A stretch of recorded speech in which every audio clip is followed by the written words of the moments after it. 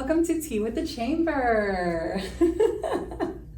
I'm Rebecca Herrera, and I'm the Membership Director here at the Chamber of Commerce.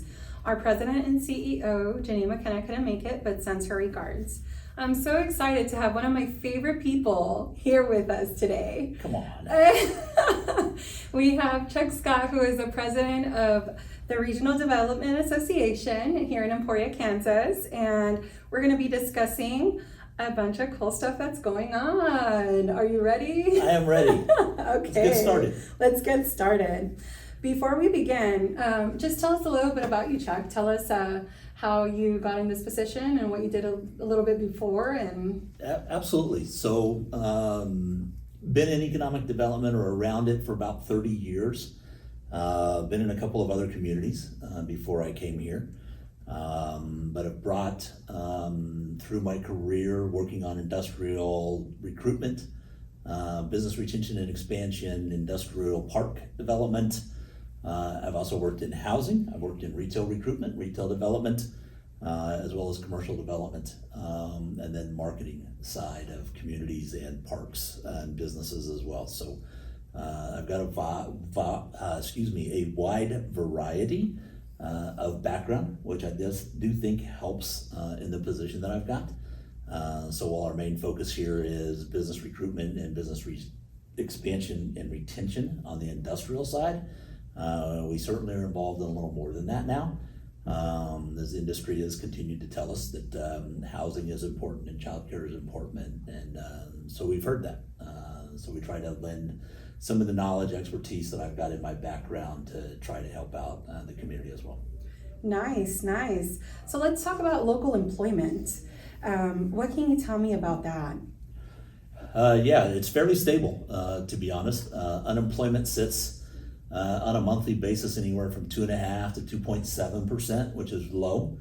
Anytime you get underneath of 3, you're considered to be in a low unemployment area, which is a good thing in one sense. But when we've got a number of job openings or you're trying to recruit businesses, that's certainly something that we've got to be able to tell a story about of why we have low unemployment, but why we can still fill workforce needs. So we got to recognize where we're at. Lots of places are in that same category of 2.5% to 3% around the country. So it's not unique for us, but we've been fairly stable. Like I said, that's a good thing. Since the pandemic, we've got back to pre-pandemic lows in unemployment, so we do recognize that. In terms of individuals, you sit anywhere from 300 up to 400 unemployed on a monthly basis, which is a low number, but when you've got 800 job openings currently, we got about half of what we need. So we certainly do understand that we've got an issue when it comes to people, and that we need more. So we've got committees, there's other entities, other organizations that are fully aware and trying to work on that situation when it comes to people. And with people comes some of the other things that we'll talk about probably here in just a minute that I think you'll ask me about. Yeah, so let's go back a little bit. When you say 400 to 500 people that are unemployed, who falls under that category?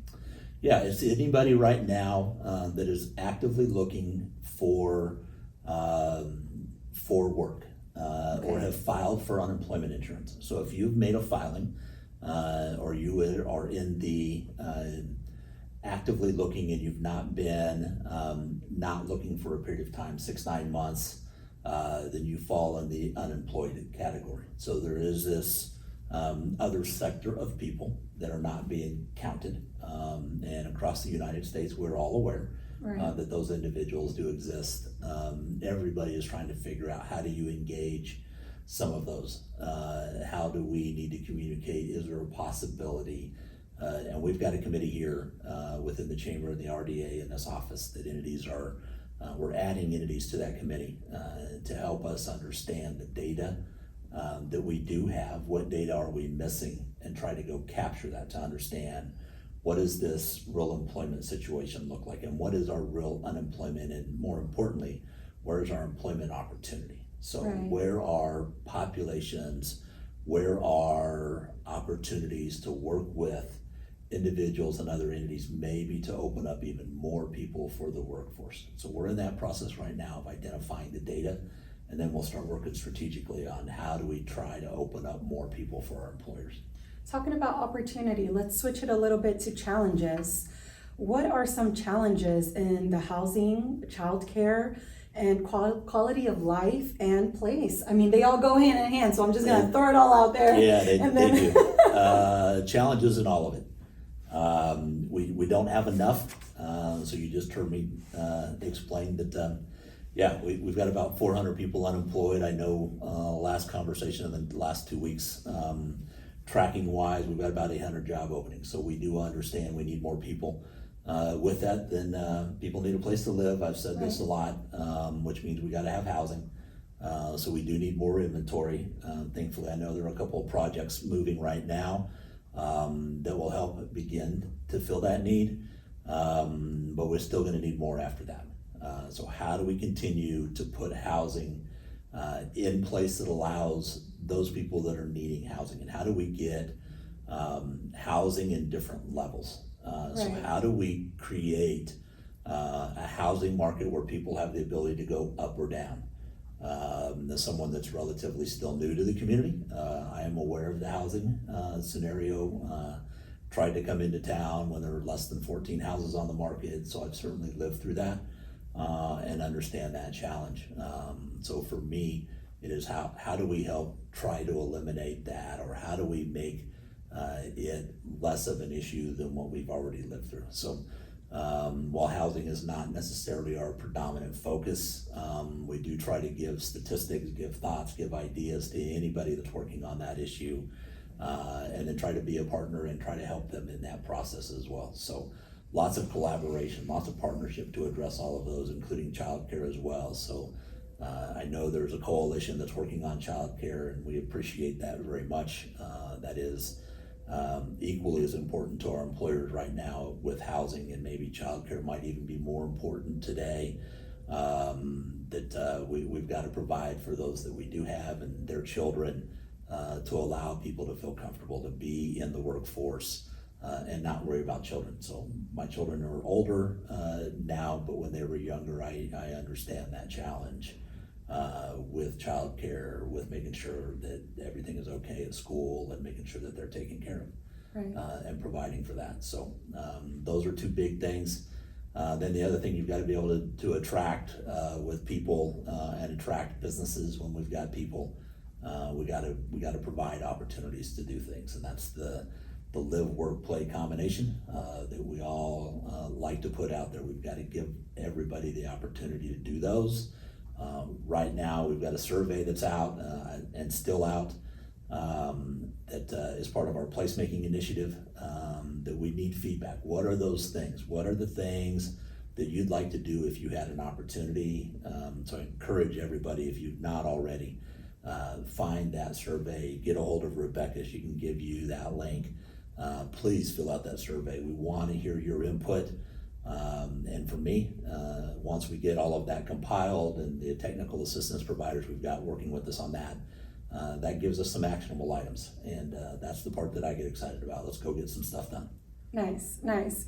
There's been so many wonderful things that have happened since I've met you. I've seen so many different types of projects start and a lot finish. What can you tell me about some of the projects that have started and some that have finished? You can be as specific or as general as you would like. If you want to spill the tea, you can, but if not, I understand. I won't. There is a lot, and yes, you're in an environment where you do need to see activity prior to it being public. But no, we are fortunate that we've had opportunities. The public is fully aware of a Simmons announcement last year on a major expansion, one of the top projects in the state in 2022. We were very fortunate with that. We've got some others that continue to be in our pipeline, a couple that are very active right now. There's others within the city. You continue to see retail development. The city is helping very much with that. That is a focus area that they help out with, so it's not something we work with. Certainly we are available and communicate as needed and when requested to do so. So continuing to see national retailers see the growth or see the opportunity, a word that we use a lot. See opportunity in Emporia is, should be viewed as validation that there is opportunity here. Others are seeing it, others want to be a part of it. We just need to continue to allow and assist in that growth and those opportunities. You've got continued commercial retail developments on the west side of town that I know continue to make progress. So how do you continue to do that and encourage that? And we have the opportunity to travel around the United States and communicate around the world and ask people, when we introduce ourselves, are you aware of where Emporia, Kansas is? Because we're glad to show a map and highlight that. And over 80% of the people already know us. That's an incredible testament to the community, its history. When we're talking to industrial people, they are aware of the industry that we already have there. So that's an important part when you're trying to recruit, and you can try and continue to have activity. And one thing that I know I try to remind people is when we get activity started, we've got to keep activity started. Activity will bring with it other activity. Getting it started is the hardest part. Mm-hmm. Once you get it, you just got to continue to encourage and then continue to look for other opportunities, other activity maybe that's not currently going on, but that wants to be around the activity that is going on. So we do a lot of matchmaking. This project is interested in this one thing. They need to know this one person or two people or have this information, and we're that resource. Make connections, provide information, give them that encouragement and help them through the process, hold their hands a lot of times through the process of moving a project. And then when we hit obstacles or when we hit challenges, be there to help them through those obstacles and challenges. And we've done that on a couple of bigger projects recently that are not completely public yet. But we've made significant strides. They've made strides based on information and knowledge that we've shared with them. So I'm excited to be around that. Oh, that is fascinating. I can't wait till you can spill the tea and let us know. But for now, we'll keep an eye out. Well, I like to work in the background, if you haven't guessed, but we are more than glad to hand over groundbreaking ribbon cutting opportunities when that day occurs. Absolutely. Those are my favorite. Yeah. So what can you tell me about industrial park development? What's going on with that? Yeah. Right now we do have one major park on the west side of town, so that's Park 4. It currently has 3 lots or 3 parcels, total just under 150 acres. So our largest parcel that we currently have in inventory is 100 acres.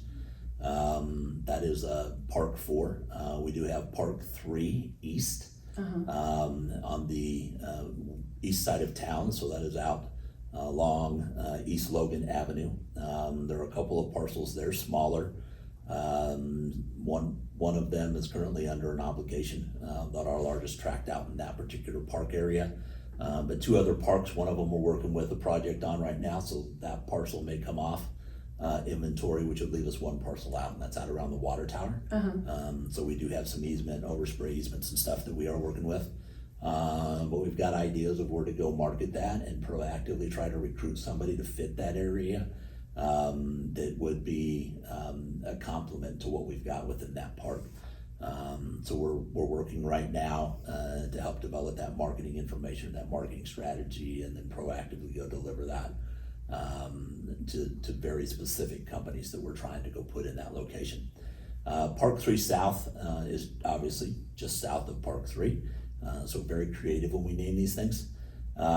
We just worked through an issue there as part of our due diligence process to get that property ready for future work. So it does have some cut and fill and some dirt work to help us level out ground. So that's an important thing when we work with industrial clients. They have big concrete pads that everything gets built on, of 100,000 square feet and up for a lot of it. They like to have flat land when they do that. So so we'll begin working on that. We've cleared out a bunch of cedar that was in that area already, taking care of some water detention and some water retention on that property. So we still got some fill and cleanup to do on that side, but we're pretty close to having some of that work done. Then we've got some utility and some road improvements that we got to work on around that park as well. So there's a lot of pre-development when you consider the development being the vertical, Right. when we actually get an industry to locate in that area. But there are years worth of processes and procedures and development work that needs to go when we're talking about infrastructure and moving of power lines, and there's a lot of things involved to get those properties ready. It's a lot of fun, but you do got to have patience with that. There's a lot of work to be involved, a lot of clearances that you got to go through, check marks that you got to do in your required development, a lot of due diligence, and then you get to start the fun part of actually marketing, and that's like building relationships. So you've got to get a personal relationships with somebody, whether it's at the corporate level or on the site selection level. That they've got a lot of trust in you, you get a lot of trust in them, and then they get to understand what the real asset is and what the benefit of being in your community is. And we're doing a lot of that right now, building those relationships. Some of them I've had before. I've just got to introduce a new community and introduce new assets, which are our parks, and help them understand how they matchmake with the companies and the industries that they all work in. So we've got to work in all of that industry. We've got 5 or so that we typically try to work in because it matches our work force that we have. But we always look for an opportunity to expand that, include something new, if we can find the right match with a company, with an industry. And we're evaluating those right now. Do we have complementary industry clusters that to something that we've got a strong point in today that some of those skills may be transferable? Right. So lots of analytics, lots of data that you've got to gather, and then it's a lot of investigative work on who are the companies that are active in those arenas, who are site selectors, realtors that maybe are working with those companies that you're going to have to know if you're going to get a project like that. Right. So that's how we handle industrial development and how we handle our parks right now. That's amazing. That is so much information. It's like, wow. So who, if somebody would like to get a hold of you, who should they contact, and who are the type of people that should be trying to contact you? I will make it very clear. My work life is controlled by my assistant in this office, and Robin makes sure that I go where I'm supposed to. She's wonderful. That I do the things that I'm supposed to do, and she is the organizer for me. I get lots of information. She makes sure that I have it when I can't find it. So she's key. If you can't get a hold of me directly, get a hold of Robin. Other than that, get a hold of me directly. The office can share with you how to do that, or if you call the office, they can get you in contact with me. That's the easiest way. I am willing to assist anybody with businesses. That's part of our role. So although our task is industrial, you may be in a business that you may not consider how integral you may be to one of those industrial clients. Maybe you've not made that introduction or made that connection yet. I am perfectly willing to have conversations and help anybody, or introduce them to other people. Right. I told you that we are a resource of information and knowledge and data, and matchmaking. How do we put you in touch with the people that can help you get stuff done? Because at the end of the day, that's what we've got to be able to do. Wow, that's so much information and so wonderful. I mean, if you have any questions, or if you think that you want to start something industrial, or you want to start some kind of business, please reach out, and we'd be more than happy to connect you with Chuck. Chuck, thank you so much for coming out and for being a part of Tea with the Chamber. This was so much fun, and I learned so much. I know we work in the same building, but man, it's like, it's a fresher breath air knowing what is going on, and just seeing all the expansions that are happening here in Emporia, and kudos to you for being a part of that. Rebecca, I appreciate it, and as you know, there's a lot I work on I can't share, but it is exciting, and there are plenty of opportunities here, so I'm glad to be able to work on it and work with other people within this office and around the community like Rebecca. It's a always fun to be around energy. That's what we need to keep doing what we do, because we do work very long hours. But it's so much fun. Yes, yes. But before we finish, I would like to do a sweet tip of the day. Are you ready for the sweet tip? Absolutely. All right. Hello, and welcome to today's sweet tip of the day, where we're going to check out RDA's website. This is their new website that they just went ahead and launched, and I'm very excited to show you what they have going on. So if you look down here, you can see how they made it a point to show how, Emporia is right in the middle of the country, and I love the way that they went ahead and showed everything. It shows our capital investment, number of jobs in our community, and different things in that sort. If you check out their about, it pretty much gives you a breakdown of their accomplishments, the staff, board, economic development, their partners. For life, it does the same thing. It gives you a breakdown of what they have going on, as well as developers, site selection, and the workforce as well. So if you look here, it pretty much does a really good job in showing you what RDA shows. I love how they used the links up on top where it's linked with different ones. So if you see here, it showed the Visit Emporia. This is the Chamber one. If you look at this one, it takes you to the city as well. So I think that's pretty neat. It also shows you how it can get translated, and this is translated in Spanish. So if you take a look, it switched it all to Spanish. I really, really like how this looks, and I hope you enjoyed today's sweet tip of the day. I'll see you next time. Chuck, thank you so much for being here. It was so much fun, and we learned so much about RDA. President Chuck Scott of RDA, thank you. Cheers. Cheers.